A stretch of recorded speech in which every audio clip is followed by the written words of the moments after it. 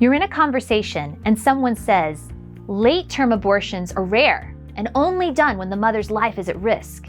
If we limit late-term abortions, we'll only be hurting women. What would you say? Abortion advocacy groups often claim that late-term abortions are exceedingly rare. In fact, since 91% of all abortions are done in the first trimester and only 9% are performed later, late-term abortions are only performed, they claim, when it is medically necessary to protect the life of the mother. The implication is that nobody gets a late-term abortion for convenience, but they're not telling you the whole story. The next time someone tells you that we need late-term abortion, here are 3 things to remember.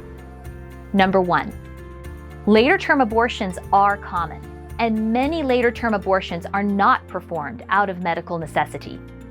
According to the Guttmacher Institute, a pro-abortion research group, there are 862,000 abortions reported annually in the US. While it is true that only 9% of those abortions are performed after 13 weeks, that still amounts to 77,580 later-term procedures every year. That's about as many babies as could fill a professional football stadium. Also, the majority of later-term abortions are not health-related for either mother or child unless we define health so broadly it loses all meaning. According to Guttmacher, at least 69% of abortions performed after 13 weeks have nothing to do with fetal or maternal health concerns. But the number is likely much higher. That 69% figure assumes that health concerns means medically necessary abortions, but it doesn't. According to the study, health may mean women who felt that their fetus's health had been compromised, or who suffered from depression or other non-life-threatening conditions.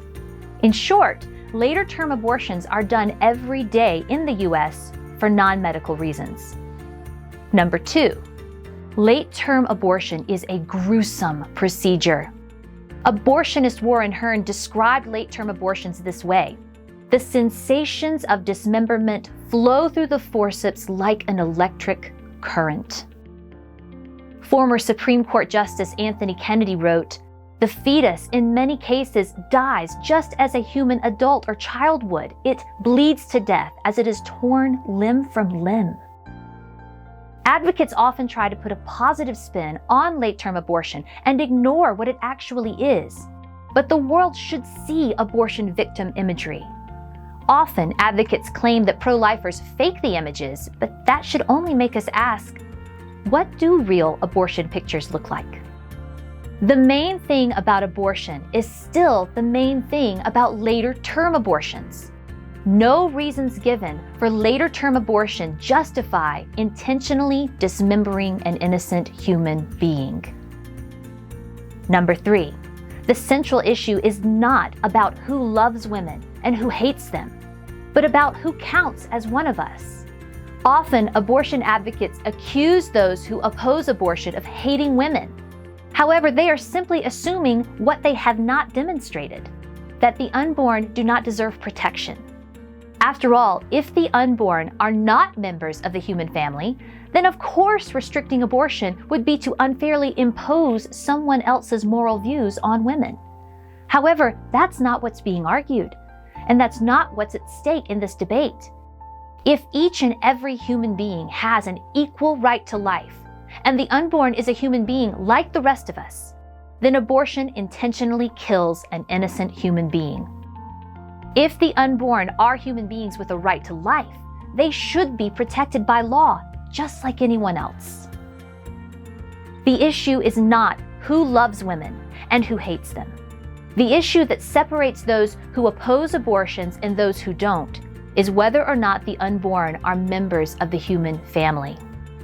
So, the next time you're challenged on late-term abortion, remember these 3 things. Number 1, later-term abortions are common, and many later-term abortions are not performed out of medical necessity. Number 2, late-term abortion is a gruesome procedure.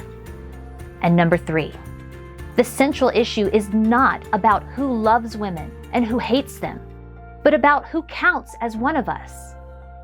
For What Would You Say? I'm Megan Allman.